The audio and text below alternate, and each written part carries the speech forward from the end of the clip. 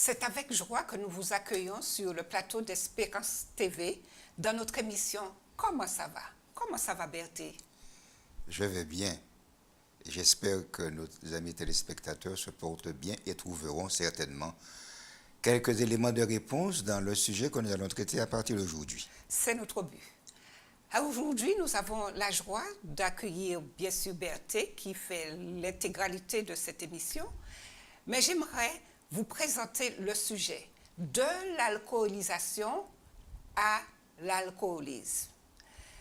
Un élément a pris une place considérable dans toutes les affaires du monde. Dans le domaine du plaisir, de la naissance, de la mortalité, l'alcool s'installe et devient un chariot complet. Berthe, j'aimerais bien te poser cette première question. Pourquoi boit-on? Dans ce sujet de l'alcoolisation à l'alcoolisme et le fait de dire que l'alcool s'installe avec un chariot complet, il est très difficile de fixer le pourquoi boit-on. Dans toutes les affaires du monde, pour traiter des affaires, pour un départ, pour une arrivée, pour toute chose, l'alcool est présent. Je ne vais pas traiter les affaires du monde ici, mais je vais parler de notre bon calendrier martiniquais. Du 1er janvier, où on commence par la boisson traditionnelle, je ne vais pas nommer le nom pour ne pas faire de publicité, nous avons cette petite boisson que nous prenons à cœur joie et en famille. Nous venons de laisser le 31 décembre et le chariot du 23 au 31, où le chaud et le champagne coulent à flot, c'est la période de Noël. Mais si nous reprenons le mois de janvier, nous avons la période du carnaval. Après la période du carnaval, nous avons l'alcool de Pâques. Après Pâques, nous avons les grandes vacances où débute le tour des yoles, où le rhum en général coule à flot. Oui, dans notre société. Dans notre société martiniquaise, je parle. Oui. Après le tour des yoles, nous avons le tour cycliste, où nous avons quelques bières qui perdent leur vie au cours des différentes étapes. Puis arrive la Toussaint, où on se rencontre, ce sont les rassemblements familiales, très bon enfant, on trinque, on boit. Mais, à travers ces différentes fêtes, nous avons les surprises parties, les anniversaires, les mortalités, les naissances, les anniversaires. Pour toutes les occasions, l'alcool est devenu l'objet par excellence de la convivialité. Alors, on aimerait bien savoir comment on définit un alcoolique. Un alcoolique est certainement quelqu'un qui boit de l'alcool. Forcément. Parce qu'on ne peut pas être alcoolique sans alcoolisation. Mais on peut s'alcooliser sans être alcoolique. Est-ce que ça dépend de la quantité? Non, ça ne dépend pas de la quantité. Ça dépend de la qualité qu'on a, la qualité de la relation qu'on a avec l'alcool. Un alcoolique, en général, c'est celui qui boit pour se sentir bien. Je ne parle pas de celui qui prend un petit whisky à la faveur de la brise marine. Il est en train de siroter son whisky. Occasionnellement. Occasionnellement. Cependant, celui qui arrive à consommer, ne serait-ce qu'en cachette ou avec un groupe, et le moment arrive où il doit prendre sa prise de boisson, il n'a pas cette boisson, il commence à trembler, il devient nerveux, je dirais qu'il a un problème avec l'alcool. Je ne vais pas encore le déclarer alcoolique. Parce qu'être alcoolique, c'est un triste privilège. Mais on ne devient pas alcoolique qui veut. Cependant, celui qui ne se croit pas alcoolique, il est déjà un malade alcoolique. C'est très complexe, en même temps c'est très simple.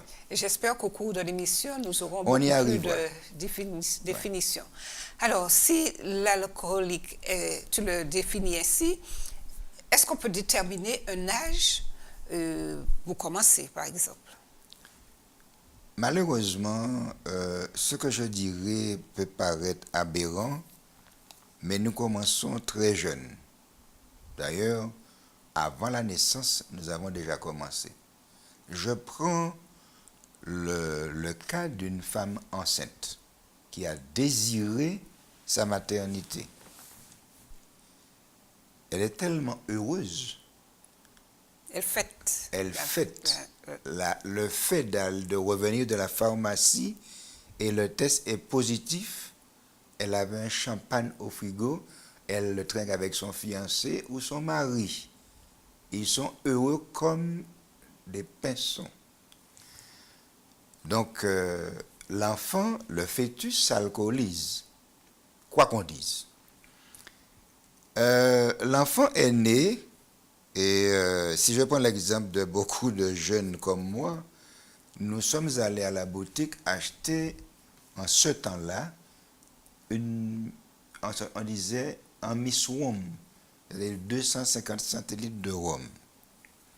Et en revenant de la boutique, on courait exprès pour secouer la bouteille. Et à la faveur d'un tournant, on ouvrait la bouteille et on suçait le bouchon. Parce que c'était un bouchon de liège. L'autre chose, en grandissant un petit peu, on a entendu les adultes qui venaient à la maison dire à la santé. Et à la santé. Et quand papa tournait le dos, on regardait s'il était près de la porte ou dans la cour et on renversait les fonds de verre. Donc, à partir de très jeune, on commence à s'alcooliser. Et après, quand on a commencé à porter le grand pantalon, aujourd'hui, ça ne se dit plus, mais on a 14 ans, on veut s'affirmer, on va commencer par peut-être une bière dite sans alcool. Mais gare à ceux qui croient que la bière dite sans alcool est sans alcool. Non. Je suis passé moi-même encore vérifier hier après-midi. C'est à partir de 1 degré, 1,2, 1,43, etc. Qu'on autorise. Mais, oui. Alors, mais il semble que dès la naissance, on pouvait mettre un peu d'alcool sur... Alors, j'ai évité par accident ce passage où le jour du baptême de l'enfant, il était de bon ton de tremper son doigt dans le champagne et de le poser dans la bouche de l'enfant. Et on voit qu'il suce, mais il crie, il fait une grimace. Et qu'est-ce qu'on dit dans le langage courant? Eh bien, il a vicié, mais ça, hein, gardez. Cependant, personne ne nous avait dit que l'enfant souffrait parce que le goût du champagne, le liquide n'a pas le même pH que la salive de l'enfant, donc il est en train de souffrir. Et j'ai cru entendre, cela s'est passé dans une des communes de la Martinique, c'est une commune du Nord, pendant un baptême, on avait donné quelques petites gouttes à un enfant et il s'est endormi. Définitivement. Non, il s'est endormi. Il a fait une bonne sieste, mais il ne s'est pas réveillé. Une goutte. Je ne dirais pas une goutte, je ne sais pas quelle quantité, si c'est un doigt, si c'est 2 doigts, si c'est 6 doigts, mais après ça, il ne s'est pas réveillé. L'autre chose, j'en ai connu, puisque certainement je suis passé par là, il n'y avait pas de chauffe-eau en ce temps-là, mais on avait le soleil. On ne mettait pas l'eau au soleil. On mettait un petit peu de rhum dans l'eau, on secouait et puis on baignait l'enfant. Et on disait, regardez, dormi, Tizobi, maman, regardez, dormi. Cependant, il était déjà sourd et puis, oui, puisque par les pores, il prenait de l'alcool. C'est pourquoi aujourd'hui, on va trouver l'autre colonne bébé sans alcool. Sans alcool. Donc, c'est important de connaître ces paramètres et au niveau de l'individu, mais aussi les caractéristiques de l'alcool en lui-même.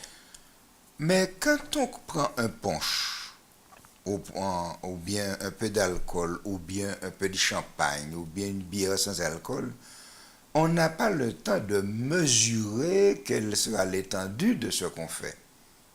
Nous sommes là pour le plaisir. C'est le plaisir de boire. Et quelques années après, on va passer à la deuxième phase, qui est la phase du déplaisir. Parce qu'aujourd'hui, la bonne joie de rencontrer quelqu'un et de déboucher une petite bière dite sans alcool, quand on renverse, ça ressemble à la mer qui est très, très alcoolisée, et on dit que c'est bon, ah, ça fait du bien. Mais le fait de le déboucher, le fait de le donner aux enfants, on n'a pas réfléchi vers quel problème on se pose. Puisque l'enfant qui sera habitué à prendre cette bière dite sans alcool, très jeune, quand il aura 10 ou 14 ans, c'est avec joie, il va prendre une fourchette, il va décapsuler une bonne blonde et il va la renverser. Oui. Et ce sera pour son malheur. Oui, alors nous constatons que le fait d'initier des enfants, cette initiation peut durer toute une vie. Absolument. Là, tu poses la question en ce qui concerne la durée de la maladie de l'alcoolique. Je vais dire dans un premier temps, l'alcoolique ne guérit jamais. Il a une bonne amélioration, il a une rémission, il a une nouvelle vie. Cependant, c'est ponctué de nouvelles expériences qu'on appelait communément rechute. Mais pour le moment, on va s'arrêter à il ne guérit pas, et à la suite des émissions, je vais expliquer le pourquoi. D'accord. Eh bien, déjà, merci Berthé pour cette première émission au sujet de l'alcoolisme. Nous remercions nos téléspectateurs pour nous avoir suivis et nous leur donnons rendez-vous une prochaine fois dans Comment ça va?